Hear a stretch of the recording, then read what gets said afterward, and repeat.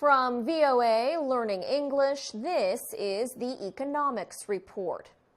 Methane gas from a lake in Rwanda may soon become a major source of energy. Millions of people in that African country could use the electricity. The Rwandan government and an American company signed a power agreement in August at the U.S.-Africa Summit in Washington, D.C. The company is Symbian Power. The deal will provide electricity and lower the risk of an environmental disaster at Rwanda's Lake Kivu. 3 lakes in Africa have such high levels of carbon dioxide and methane gas that they are at risk of exploding. 2 of them in Cameroon exploded in the 1980s. In one explosion, the release of carbon dioxide killed more than 1,700 people. An eruption at Lake Kivu could cause even more deaths. More than 2 million people live near the lake, mostly in the cities of Goma and Gisenyi. Paul Hinks is the head of Symbian Power. His company has agreed to build a power station at Lake Kivu. Mr. Hinks says it is important that the methane be removed from the lake before a disaster happens. He says this is a time when a safety problem can be turned into something good, providing electricity. Some experts say the Mount Nyiragongo volcano near Goma creates a special risk. They say a volcanic explosion could cause the lake to erupt. Mount Nyiragongo has erupted several times in the past. Scientists agree that the methane levels must be lowered in Lake Kivu. But pumping processes can also lead to gas releases. Mr. Hinks says Symbian Power will work to remove the gas safely. He says the company already has experience working in difficult places. For VOA Learning English, I'm Alex Villarreal.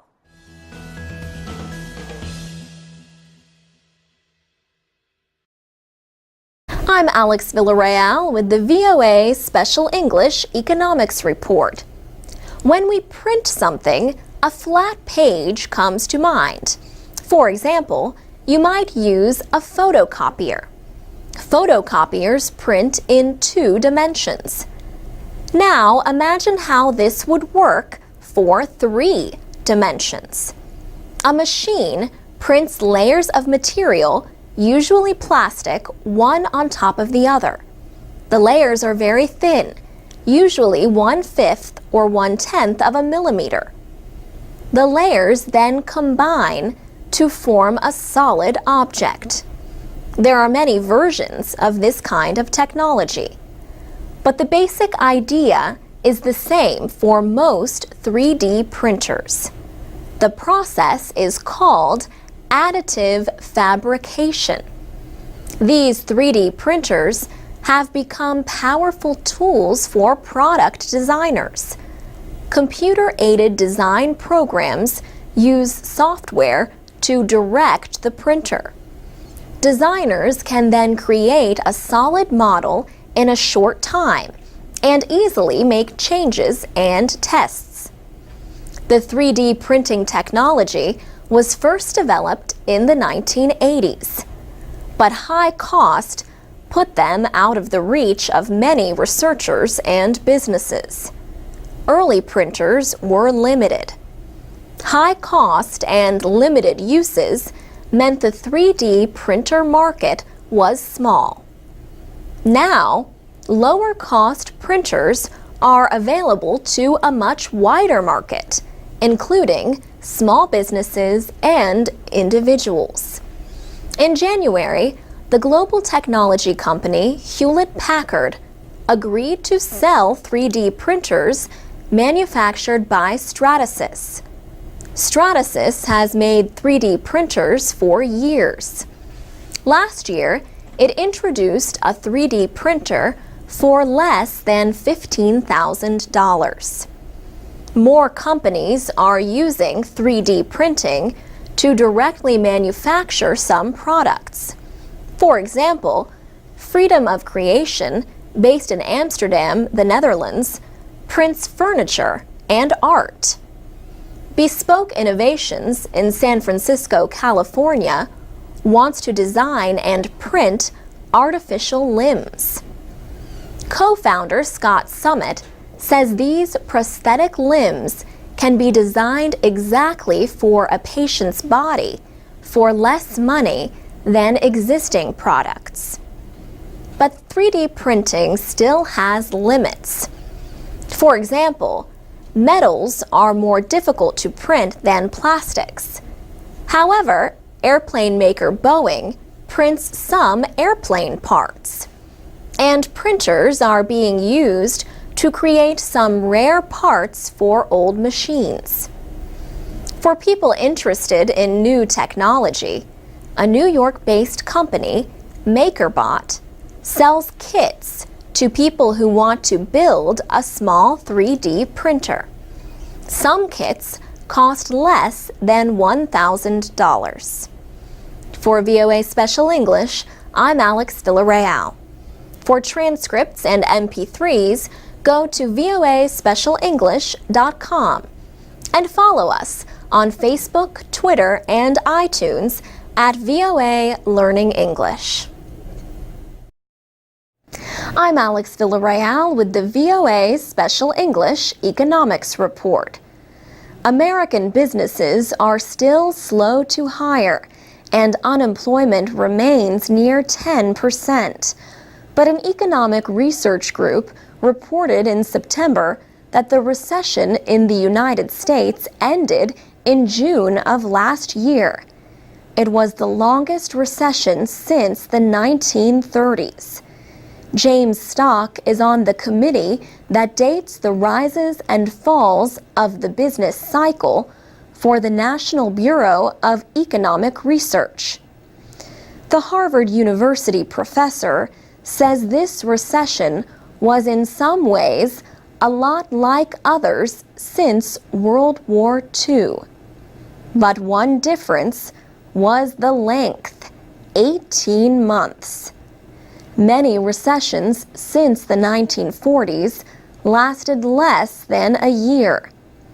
Another difference was the severity. The economy shrank by more than 4%. About 8 million people lost their jobs. Professor Stock thinks job growth is likely to increase in the coming months based on current levels of productivity.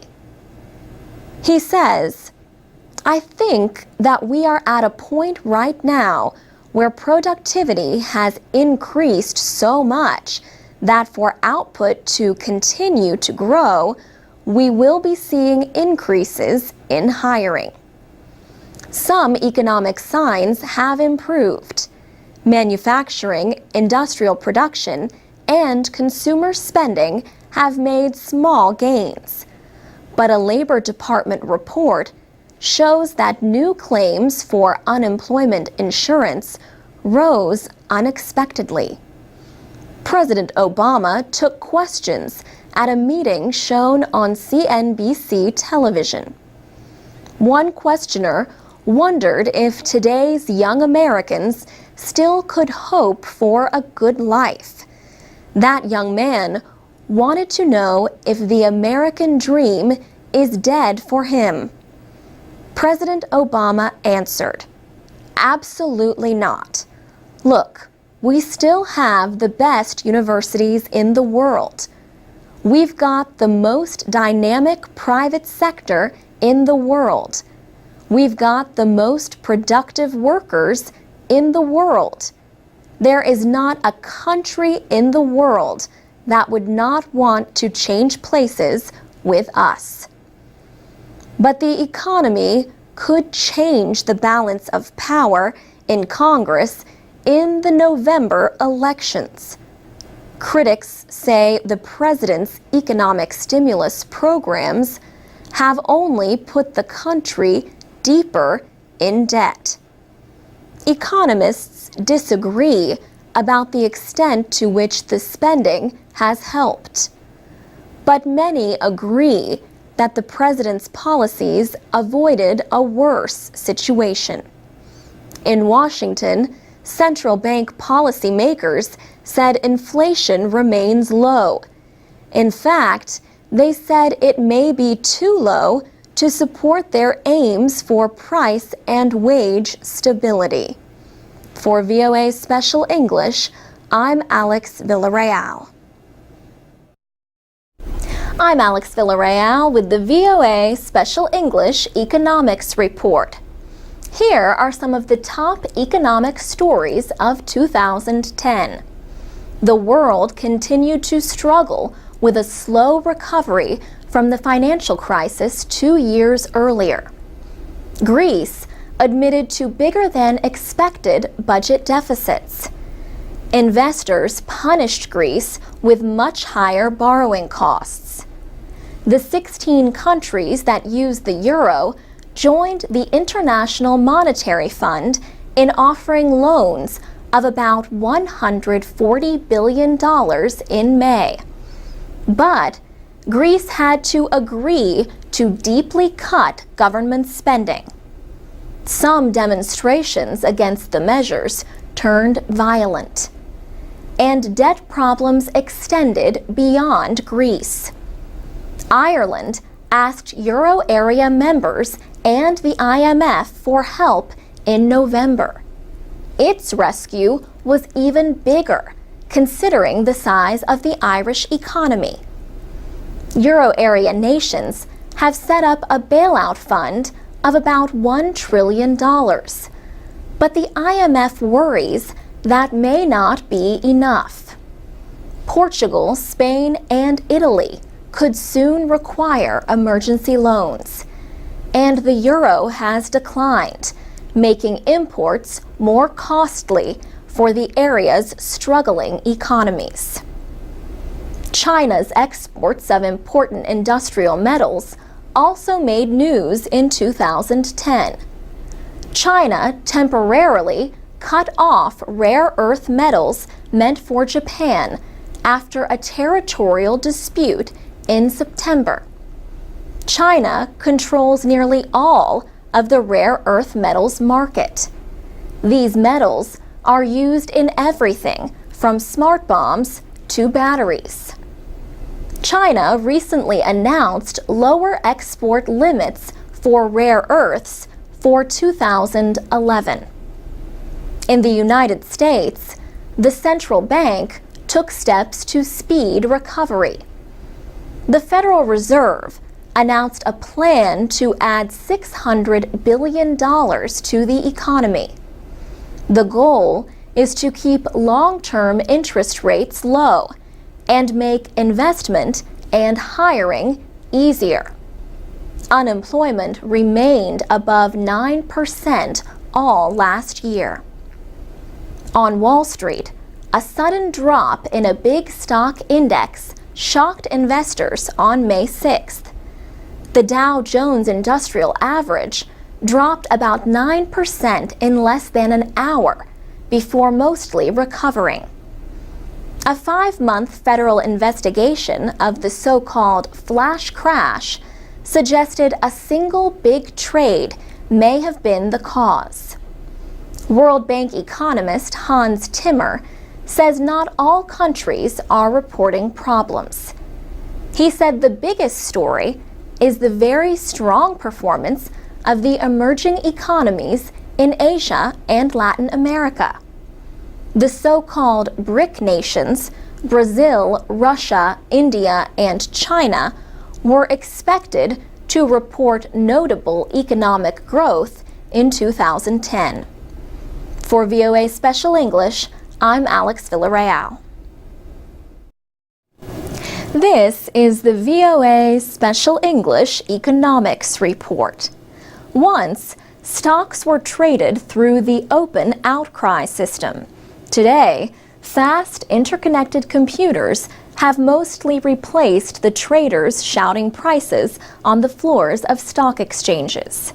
Joe Saluzzi is a head of equity trading at Themis Trading in New Jersey. The equity market has changed. It's no longer what you see on TV. It's no longer guys with colored jackets running around the floor anymore. The equity market is a bunch of co-located computers strung together by a bunch of wires, everyone trying to race to zero. The speed of light is the goal. Computers can process stock trades in thousandths of a second. Andrew Haynes of Gain Capital is an online broker. A millisecond can mean millions of dollars to the success of your strategy. Having a 1, 2, 3 millisecond advantage over other traders may mean that you get into a trade at a preferable price. Andrew Haynes says an estimated 70% of all stock trades are high-frequency trades made with complex computer models. Stocks may be held for only seconds. But fast trades are also blamed for big moves in stock prices. On May 6, 2010, a leading measure of American stocks briefly fell about 9%.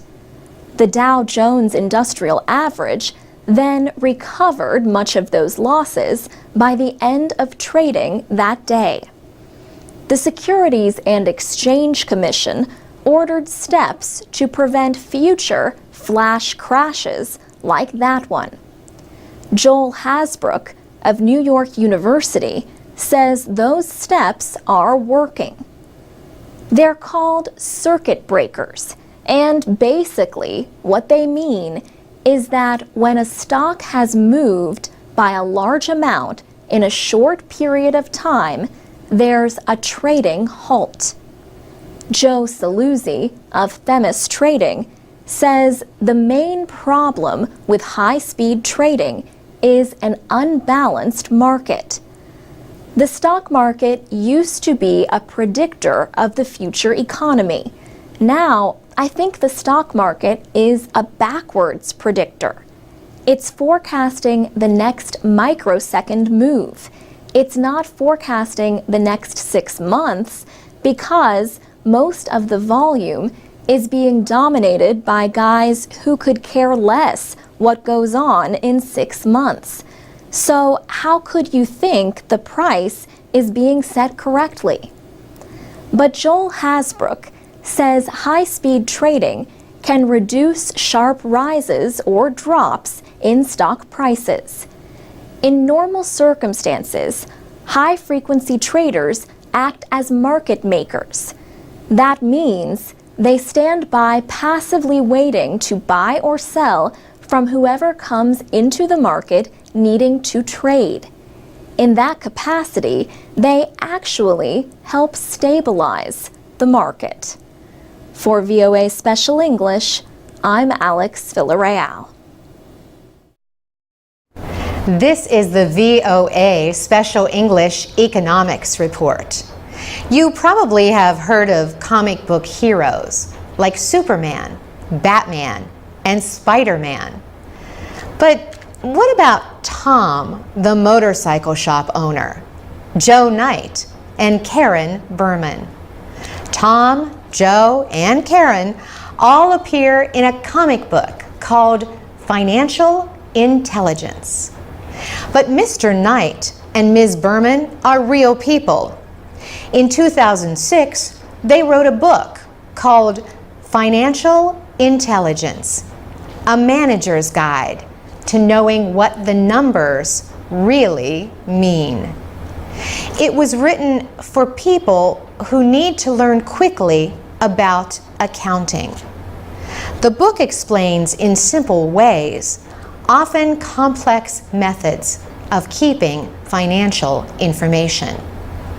It became a bestseller. In June, publisher Smarter Comics released a comic book that provides the same information in easy-to-understand picture form.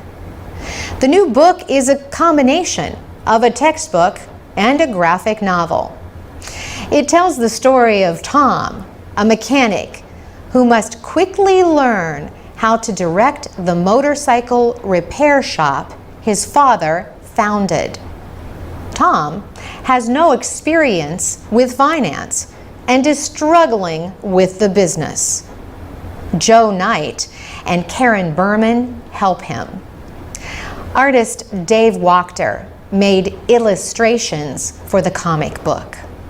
Franco Arda is the founder and head of Smarter Comics. He formerly worked as an investment banker. He started the company almost 3 years ago with his own money. He wanted to create educational comic books that increase understanding. Franco Arda notes that many people grew up with comics. He says pictures combined with written text can help people learn an idea much more quickly than just text alone. This explains the expression, "A picture says 1,000 words." Financial intelligence will help readers quickly understand many of the major areas of accounting. The new comic book is available in paperback. The website entrepreneur.com named Smarter Comics to its list of 100 brilliant companies of 2012. The company has created comic book versions of more than 10 other books. These include Think and Grow Rich by Napoleon Hill, The Prince by Niccolo Machiavelli, and The Art of War by Sun Tzu. Later this year, Smarter Comics plans to release a comic book by rapper 50 Cent. For VOA Special English, I'm Carolyn Presutti. You can read, listen, and learn English with more stories about business and other subjects at voaspecialenglish.com. This is the VOA Special English Economics Report. On August 24th, Moody's Investors Service lowered its credit rating for Japanese government debt. The credit rating agency downgraded Japan one step from AA2 to AA3. Japan's finance minister said trust in the economy will not be shaken by the action. Moody's says it acted because of Japan's large budget deficits and buildup in government debt since the 2009 global recession. Japan's public debt is twice the size of its economy. Japan has the world's third largest economy. Moody's said another reason was Japan's political situation. Japan has had a series of prime ministers since 2006.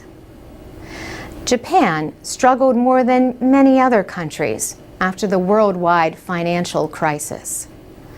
Japan said its economy shrank at an annual rate of 1.3% from April through June. It was the third quarter of shrinkage in a row. The earthquake and tsunami in March hurt manufacturing. Shortages of parts led to a big drop in sales and profit for Toyota, the world's top-selling car maker. Yet, the report on the economy was good news. Economists had expected a bigger decrease following the disasters and the nuclear crisis that followed. But there is concern that a rise in the yen could hurt growth. A high exchange value makes Japanese exports costlier and less competitive. Hours after Moody's action, Japan announced a program of $100 billion in loans to support business spending. The goal is to help weaken the yen and lift economic growth. Bond traders said Moody's downgrade of Japan was not a surprise. The action had the expected effect of raising borrowing costs for the Japanese government. Still, at about 1%, Japan enjoys the lowest borrowing costs of any major developed nation. On August 5th, another credit rating agency downgraded United States government debt for the first time. Standard & Poor's blamed the political fight over the nation's debt. Foreigners hold much of the public debt of the United States and some other countries. But 95% of Japan's debt securities are held by Japanese, mostly banks and retirement funds. For VOA Special English, I'm Carolyn Presutti. You can learn English and stay informed every day from your computer or mobile device at voaspecialenglish.com. You can also find us on Facebook, Twitter, and iTunes at VOA Learning English. This is the VOA Special English Economics Report. On August 2nd, President Obama signed a bill raising the nation's borrowing limit. That debt deal, however, failed to keep stock markets from dropping on economic concerns about the United States and the world. The legislation followed months of arguing that only added to those concerns. Congress sent the bill to the president on the last day that the government said it had enough money to make all of its payments. The Budget Control Act of 2011 lets the government seek financing to pay its bills until 2013. Congress agreed to lift the debt ceiling by over $2 trillion, but also to make spending cuts. President Obama said, "This compromise guarantees more than $2 trillion in deficit reduction. It's an important first step to ensuring that as a nation we live within our means. Yet it also allows us to keep making key investments in things like education and research that lead to new jobs, and assures that we're not cutting too abruptly while the economy is still fragile." Richard Gordon formerly worked with the International Monetary Fund. He says there is a risk in cutting the federal budget too much when unemployment is high. If the federal government does not put money into the economy will stall, and that will result in another recession, and that cannot help anybody. The national debt is more than $14 trillion. At the end of last year, private investors in the United States held the largest share, 36% of that government debt. China was the single largest foreign holder of Treasury securities, followed by Japan and Britain. The Budget Control Act calls for almost $1 trillion in spending cuts over 10 years. A committee of 6 Democrats and 6 Republicans will have to identify another $1.5 trillion in deficit reductions. Congress has to get proposals by November 23rd and vote within a month. What happens if the committee cannot agree? Then an enforcement measure known as a trigger would go into effect. It would cut money from domestic and defense programs, but not in popular social programs for retirees and the poor.